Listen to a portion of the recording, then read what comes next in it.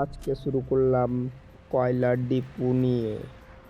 ডিপুর পর চলে গেলাম আমি কয়লা কিনতে।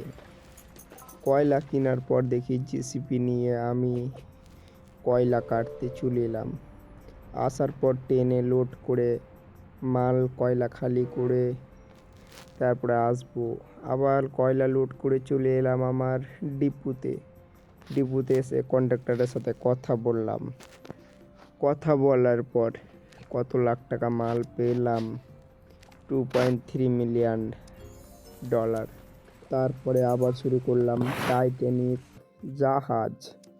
জাহাজটা কিনতে গেলে আমাকে $4.3 লাগবে। লাগার পর একটা বাক্স খুললাম, দিয়ে টাইটানিক জাহাজ শুরু করলাম। এই টাইটানিক জাহাজে অনেক মাল আসার জন্য অনেক বড় বড় টোন লাগবে। এখানে আমি যখন টাইটানিক জাহাজ ইউজ করতে লাগলাম তখন আমার অনেকটা হেল্প হলো। ইরান থেকে মাল আসতে লাগবে আমার টাইম এখন 7 দিন থেকে 8 দিন। এলপিজির ইন্ডিয়াতে কম হয়ে গেছে।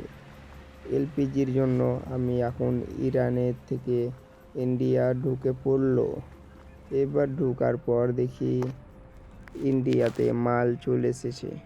তারপরে আবার দূর থেকে ম্যাপটা দেখে নিলাম, ম্যাপটা দেখে নিয়ে কত বড় ইন্ডিয়াটা আছে। ইন্ডিয়াও চারিদিকে